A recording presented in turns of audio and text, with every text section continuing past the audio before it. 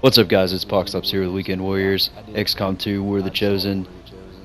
I actually said it correctly that time. I've actually messed this up quite a few times already. Anyways, let's hop right into the game we had the other day. Oh yeah, that's quite unfortunate, isn't it? Quite unfortunate indeed. Accessing the feed now. We're in. But I don't know for how long. You seeing this? Way too much security, even for Advent. That's no ordinary gene therapy clinic. They were telling the truth. Or they're leading us into a trap. A really obvious trap. We'd need an army to march in there right now. I've got a better idea. Outrider, this is Central. Go.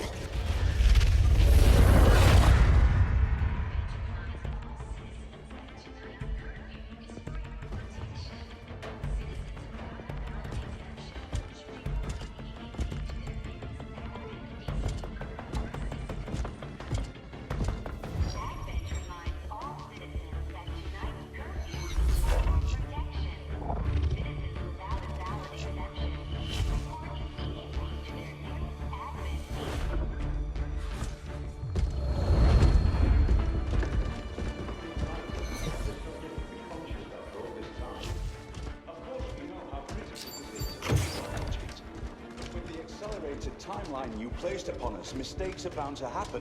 It wasn't our fault. Please! There's no need for any of this. I will do what you ask of me. I just need additional time. Did you say something? You're one of those. You must understand, I had no choice. Outrider, report.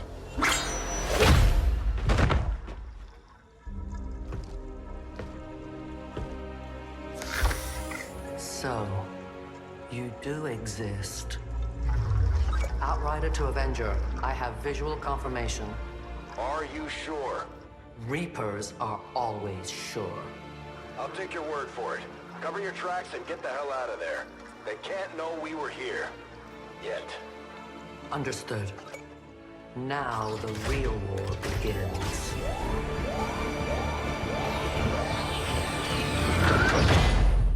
We're heading into the city center to strike. So as you could tell from the intro clip, I had to restart thanks to War of the Chosen. Sorry about that, guys. Unfortunately, this will be episode 1.5 instead of episode 2. So you're pretty much going to see the same mission that I did in episode 1 again, but not much I can do about it, unfortunately. I didn't want to not play with this DLC because of all the added features and stuff. So on this mission, it looks like it's going to be a Reaper, which is one of the special units added by the DLC, which is Poxtops. It's going to be Nothing, Lauholm, and Lightmare. So what I want to do is, instead of showing you guys the slow crawl up into the engagement, I am going to speed it up so you guys don't have to watch the slow crawl. If you'd prefer to watch the slow crawl, let me know in the comments and I'll make sure to put that in. Basically, up until I find a pod, it's a very slow process of slowly moving up and then, you know, picking my engagements from there. So one of the neat things about the Reaper is it has improved stealth, and you're going to see that on display perfectly in this episode for sure. There's a point that is well, very close. You'll see what I'm talking about. So what I'm about to show you here, and I kind of screw it up. It's a little bit of a misplay, but that Claymore ability. So what I can do with the Reaper is I can throw the Claymore, and then someone can shoot it, and it detonates it. It's a unique ability to the Reaper. Anyone can shoot it, but however, if I wouldn't have had to have moved, so this is a little bit of a misplay. If I wouldn't have had to have moved, I could have shot it in the same turn I threw it. I got lucky, and the pod didn't patrol away from where I threw the Claymore. So I got incredibly lucky on that because if they would have moved, it would have been a waste. Yeah, you can only use Claymore once per battle, so that was really, really lucky. So you're going to see me on this turn. I will activate the Claymore, and it will end up destroying the pod. So all in all, all's well that ends well. So I'm gonna go ahead and fast forward it through me slow crawling again, trying to find this other pod. I know for a fact the last pod's gonna have the officer and 2 troopers in it. So a lot of XCOM comes down to prioritizing targets. In this instance, in the instance coming up, all 3 targets are pretty important to kill. The officers in particular, they will mark units. So right here is almost a misplay, and if it wasn't for the fact that the Reaper gets improved concealment called Shadow, I definitely would have been detected, and things would have went tits up most likely, because everyone is super out of position as far as trying to make a play on the enemies here. So I went ahead and moved nothing down behind that block pillar in preparation for them coming, because I assumed they were going to patrol back behind the statue, but no, instead this happens. Instead they come around to the side that I'm standing at, and that was a total butthole clincher. I'm not gonna lie. Because if they would have spotted me on their turn, they definitely would have got an attack off. And if that would have happened, that Reaper was so badly out of position that there's no way. I mean, unless I got incredibly lucky on their dice rolls and they missed every shot, there's no way that I would have survived that, I don't believe. So you see me, I overwatch up and wait for him to come around the other side. And this is a more favorable engagement point for me. So it just becomes a question on whose grenade can reach. And Leo Holmes was just short of being able to reach. I knew for a fact that Lightmares was not going to, so I went with nothing here and went ahead and gave him a double kill and the near death of the officer as well. So that set me up in a pretty good position to finish this off. Because remember, that officer, those enemies still do not know that Reaper is where he is at. And I thought for sure this was another moment where I thought for sure I was going to get detected. And they did not detect me. So you see the little red eyeballs around him. That is his vision. You know, like if I move into one of those squares, he detects me. So the Shadow reduces their ability to detect. So I was like, well, screw it, I'm going to run around the side, flank him, and get the 99% shot that is a guaranteed kill. And that finished up that. So another thing about the Reapers is every time they take a shot, or yeah, every time they take a shot, it's pretty much a dice roll. And you've seen there where it was a 50% chance for me to get revealed, and I ended up getting lucky.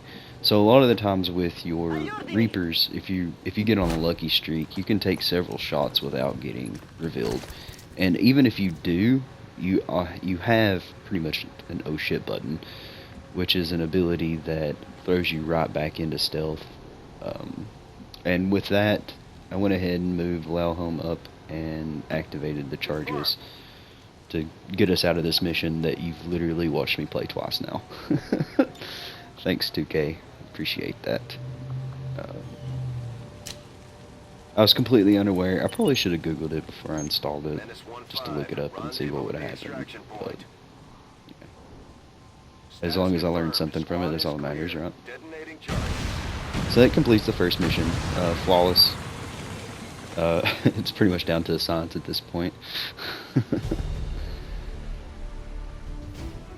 It took me 12 turns. The slow crawl kills it, man. So, so something that's new is those propaganda posters you see there in the background, and I'm gonna get you a zoom in shot on that here in just a second so you can look at it. I think they're pretty cool. You can actually go into a photo booth and make some of your own, which I might play around with that at a later date once we have, you know, more people in the Discord on the squad. That's going to be pretty cool to play around with. I'm sure that we can make some very meme-worthy propaganda posters with the characters from Discord added in. So, there's a couple different features that were added by War of the Chosen that really changes the way the game is played. So for example, you have bonds now. There's not only do you get a perk tree, but you also get ability points. And in this case, the two abilities that I got with the Reaper, so was, you know, remote start, and I forgot what the bottom one's called. I didn't mouse over it or hover over it and even look at it, but basically what remote start allows me to do is explosive barrels, cars, anything that is considered explosive, I am allowed to remote detonate it. And that's just another feature of the Reaper that just makes it really awesome. So the other two classes it added was a Templar and a Skirmisher. And I was torn between starting with either a Reaper, Templar, or Skirmisher. I also just considered starting with the tutorial mission for War of the Chosen, in which you do a quest called Lost and Abandoned. But I decided to turn that off so that it makes the game flow a little bit better, in my opinion. So I went ahead and turned it off. So we don't get that tutorial mission for War of the Chosen. So basically what this means, and from everything that I've read about it, One of the Chosen, which is pretty much a super alien, has a chance of showing up progressively. The chance gets higher progressively as the more missions you do. And from what I've read about it, it is for sure they will show up at the first Haven mission we do, which is, it's pretty much where you go into a resistance base and you try to save as many civilians as possible because the Advent are attacking it. So we have to be on our toes for that, because not only is it random chance that you get that if you do Lost and Abandon, you automatically get the Assassin, and its perks and stuff like that, like its weaknesses and strengths, are all predetermined. If I'm not mistaken, I could be wrong, but from what I understand, all that is predetermined. So you already know, like if you do any bit of research, you already know what you're going up against. This way, it's got a lot of randomness to it. I mean, we could end up getting the Warlock, Hunter, or Assassin as our first chosen that we end up having to deal with in the early stages of the game. So that could be interesting. So something else about the ability tree is you see how it's structured. It says Stealth, Saboteur, Marksman, and then Xcom. So basically what that means is and I can't see what those abilities are. I won't be able to see them until I hit the ranks that they unlock for Xcom. But with your classes, you have the ability to unlock random abilities from other classes. And something else I think that I read about that is you see the combat intelligence there, it's standard. I don't think it actually has anything to do, like that combat intelligence doesn't have anything to do with what abilities you unlock. Those are random. The only thing combat intelligence actually affects is how many ability points you can earn with that character. So and you can fix that later. There's a facility in which you can give people better combat intelligence, and I think there's actually a covert op that does that as well. So outside of the new classes, the new ability system, they added in bonds, and your soldiers can form bonds with each other and they get extra abilities for the bonds. There is also, I mentioned it, covert operations. You unlock those through a new building called the Resistance Ring, and you get all kinds of bonuses for doing those covert operations. It's very reminiscent, like you pick two soldiers, they go out on a mission that you don't play, and it takes a certain amount of time to complete, and once that's done you get that bonus or or anything like that. So like the bonuses for that can be the doomsday timer goes down a couple of ticks. You can get promotions, you can get items, you can get weapon upgrades. So there's all kinds of different things you can get from that.